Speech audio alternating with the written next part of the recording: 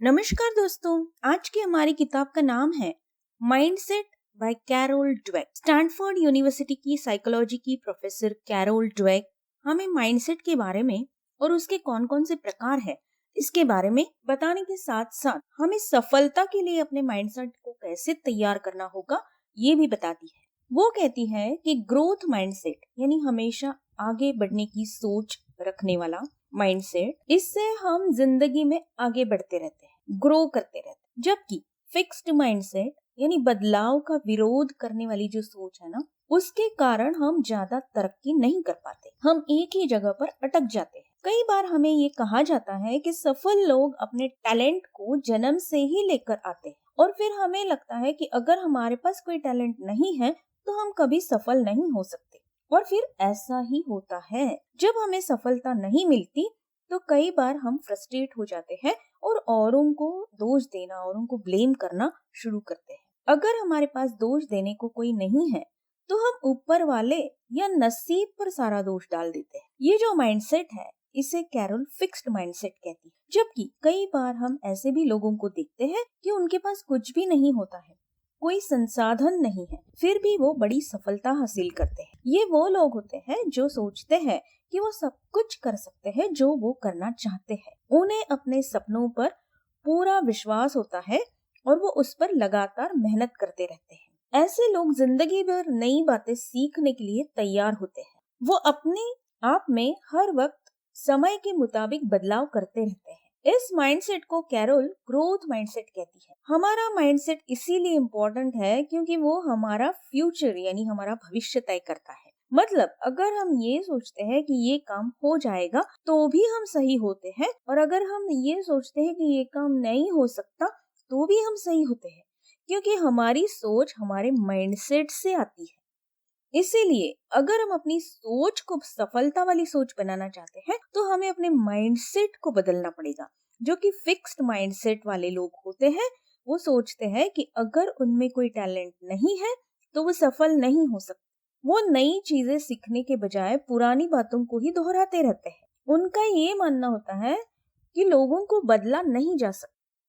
वो ज्यादातर गलती करने से बहुत डरते हैं, घबराते हैं और इसीलिए कभी कोई रिस्क नहीं लेते। उन्हें लगता है कि जिंदगी में हमसे कुछ गलती हो जाए तो हमें लोग मूर्ख समझेंगे। अगर उनसे कभी गलती हो भी जाती है ना तो वो उसे छुपाने की कोशिश करते रहते हैं। वो खुद में और औरों में हमेशा खामियां ढूंढते रहते हैं और उन्हें ये डर सताता है कि लोग उनकी कमियों पर बात करेंगे, उन्हें कुछ कहेंगे। उन्हें अपने आप पर भरोसा नहीं होता, इसीलिए उन्हें हमेशा वो कैसे है इसके बारे में लोगों की राय चाहिए होती है, जिससे उनका ईगो यानी अहंकार को तसल्ली मिलती है। जब भी वो कुछ नया शुरू करते हैं और उन्हें उसमें कुछ प्रॉब्लम्स आते हैं तो उन्हें लगता है कि वो उस बात को कभी नहीं कर पाएंगे।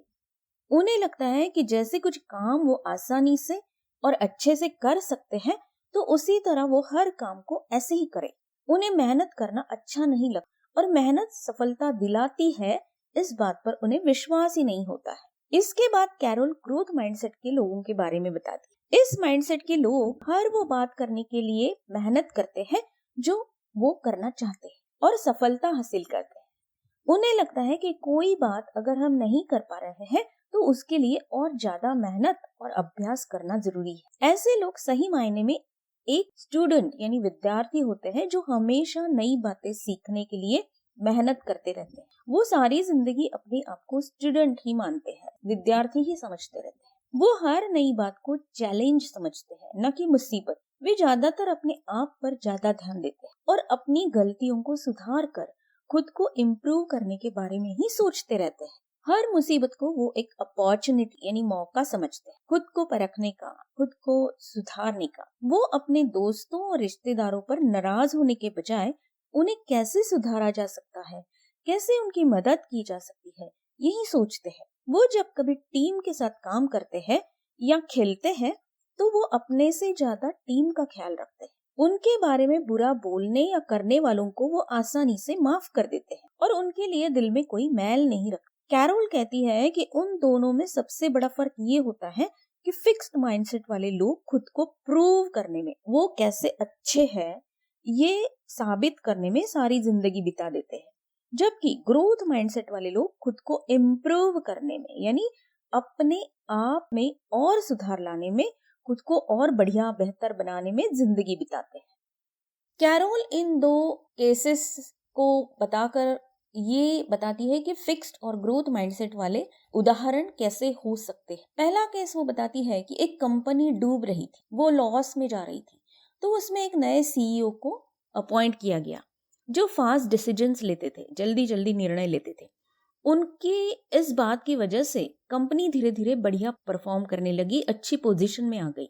लेकिन उस सीईओ की एक बड़ी गलती ये थी कि वो अपनी खुद तो तारीफ करते ही थे और औरों से भी खुद के बारे में पूछते रहते थे, जो कि उनका फिक्स्ड माइंडसेट बताता था कि सिर्फ खुद की प्रतिमा को ही बड़ी बनाना यही उनको अच्छा लगता था। जबकि कंपनी की हालत सुधारने में वैसे तो हर किसी की मेहनत थी, जो लोग वहां उस कंपनी में काम करते थे, लेकिन ये एक फिक्स्ड माइंडसेट का उदाहरण था। तो बाद में लोग उनसे चिढ़ने लगे, उनसे दूर रहने लगे और फिर मुंह पर तो अच्छे बोलते थे लेकिन पीठ पीछे उनके बारे में कोई अच्छी बातें नहीं करता था। दूसरा केस वो बताती है कि एक कंपनी में बहुत अच्छे एक्सपर्ट लोग काम करते थे, वो सब अपना अपना काम बहुत सही ढंग से तरीके से कर रहे थे, फिर भी कंपनी की हालत खराब होने लगी थी। जब वहां पर एक नए सीईओ को अपॉइंट किया गया तो उन्होंने देखा कि सब कुछ तो सही है, फिर कंपनी की हालत क्यों नहीं सुधर रही।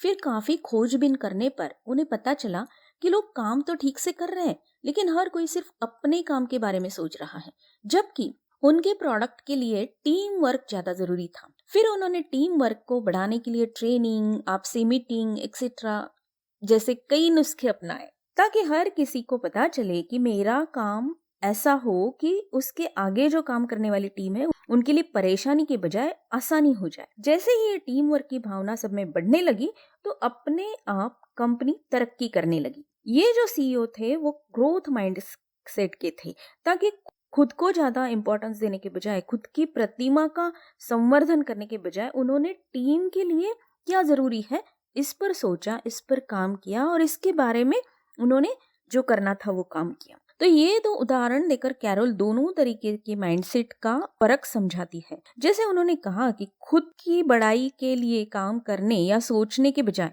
जो टीम के लिए सोचते हैं और काम करते हैं वो लोग अपने आप सफल हो जाते हैं। जो फिक्स्ड माइंडसेट वाले होते हैं उन्हें सफल होने के लिए बहुत स्ट्रगल यानी संघर्ष करना पड़ता है, जबकि ग्रोथ माइंडसेट वाले लोग सिर्फ सही दिशा में सोचने और काम करने से सहज और आसानी से सफल हो जाते हैं।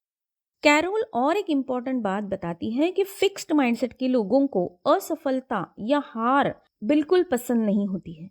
उन्हें लगता है कि वो जितना अच्छा और बेहतर बन सकते थे वो तो ऑलरेडी बन चुके हैं और अब मेहनत करने की जरूरत उनको नहीं है। इसीलिए जब उनसे कोई गलती हो जाती है, जो कि हर किसी इंसान से हो सकती है, तो वो उसे सुधारने के बजाय उसे छुपाने की कोशिश करते हैं।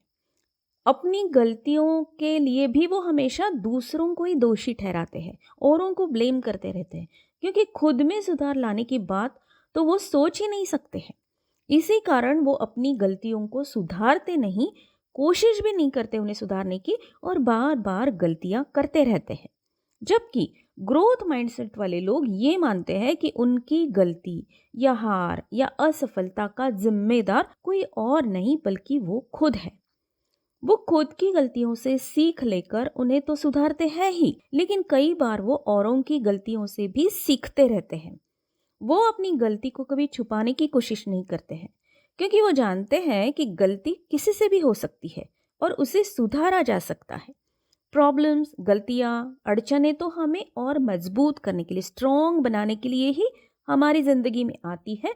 इस बात को वो अच्छे से समझते हैं। कैरोल कहती है कि इतिहास के हर सफल व्यक्ति को जब हम देखते हैं ना, तो पता चलता है कि वे ग्रोथ माइंडसेट के थे। उन्होंने अपनी गलतियों को छुपाया नहीं था और सुधारते रहने की कोशिश करते रहते थे, क्योंकि कोई भी सफलता एक दिन में कभी किसी को नहीं मिल सकती। जब हम खुद को गलतियों से, असफलता से, हार से बाहर निकालते रहते हैं, खुद को सुधारते रहते हैं, तो धीरे धीरे सफल होने लगते हैं। वो कहती है कि जब हम खुद को हर दिन, हर महीने, हर साल सुधारते रहते हैं, इम्प्रूव करते रहते हैं, तो सफलता सहज और आसानी से हमारे पास आ जाती है। और जब हम उस सफलता को सही ढंग से स्वीकारते हैं ना, एक्सेप्ट करते हैं, उसके कारण दिमाग को हवा में नहीं जाने देते, तब वो सफलता हमेशा के लिए हमारी हो जाती है। तो चलिए दोस्तों, कितनी आसान भाषा में और आसान शब्दों में उन्होंने बताया है कि हमें कौन सा माइंडसेट रखना है और इस माइंडसेट के क्या क्या कैरेक्टरिस्टिक्स हैं।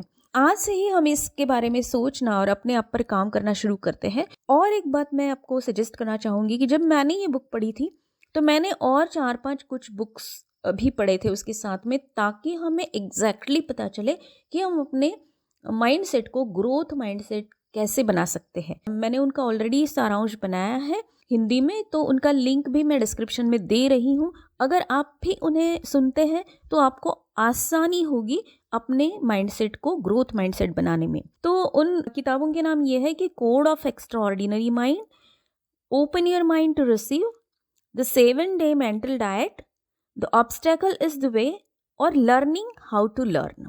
मैं सजेस्ट करना चाहूँगी कि आप इन्हें भी सुन लीजिए, ताकि आपकी ये जो कंसेप्ट है कि अपने माइंड को ग्रोथ माइंडसेट बनाने की और क्लियर हो जाएगी। और हमेशा की तरह अगर आपको ये वीडियो पसंद आया हो तो इसे लाइक कीजिएगा, अपने नियर एंड डियर वंस के साथ शेयर कीजिएगा। और अगर आपको कुछ कहना है, कुछ सजेशंस देने हैं तो कमेंट्स में ज़रूर लिख कर भेजिएगा। मुझे आपके कमेंट्स पढ़ने में और उनका जवाब देने में बड़ी खुशी होती है। धन्यवाद।